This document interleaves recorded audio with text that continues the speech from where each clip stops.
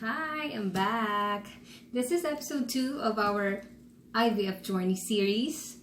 And what I'm going to discuss today is about natural workup. I know that in episode 1, I ended with the mention of IUI or intrauterine insemination, and I said that that's what I'm going to discuss in the next episode. But I just thought this should come first, as it is the first option available for TTC couples or trying to conceive couples.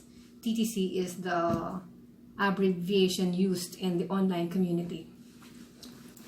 Okay, so before we actually went to the OBGYN, referred to us by our friend, husband and I were encouraged by our first pregnancy. Although it was a failed pregnancy, it gave us hope because it meant that we can actually conceive. We just needed the right timing.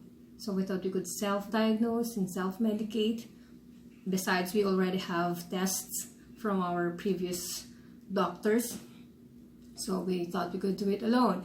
I joined this online group of TTC women, and it's an online community with our discussions, and they have this calendar, online calendar, wherein you can input or record your menses,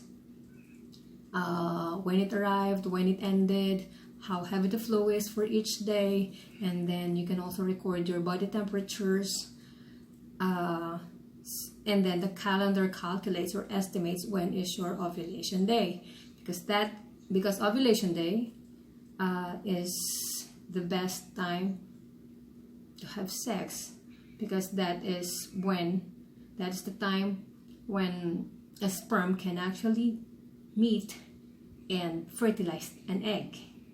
Okay, for those who are not familiar, ovulation is the process wherein an ovarian follicle releases a mature egg from the ovary to the fallopian tubes and wait for the sperm to fertilize it.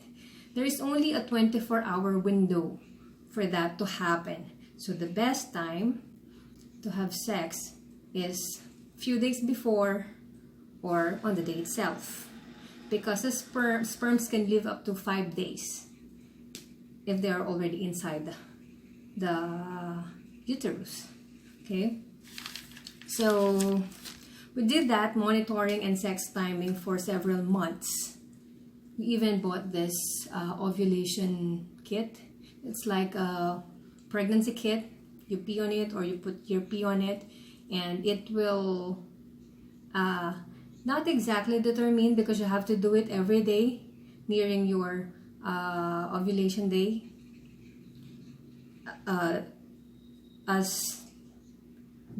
Just like in the pregnancy kit, there are strips that would light up or darken. So it's not really an exact science, as my doctor would later tell me, but it could help. And then also the body temperature, because increased body temperature means you are fertile. So you also have to do that every day. But when that didn't work, we finally went to the OBGYN. And on our first visit, we submitted copies of our previous test results as ordered by our previous doctors. For me, we submitted my earliest ultrasound ever, which was in 2007, and then my TVSH-SSG, or hysterosalpingosonogram.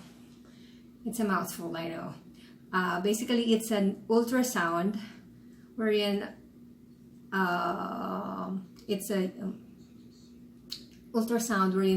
they also infuse your uterus and fallopian tubes with fluids to determine if there are blockages in your fallopian tubes.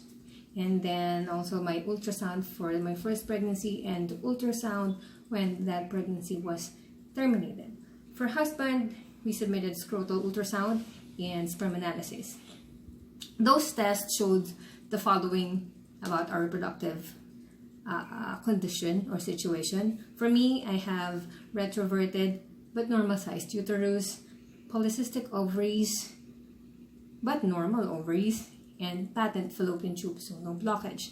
So basically my only problems is having that retroverted uterus, meaning it's just slightly tipped backwards, and the polyps and the polycystic ovaries.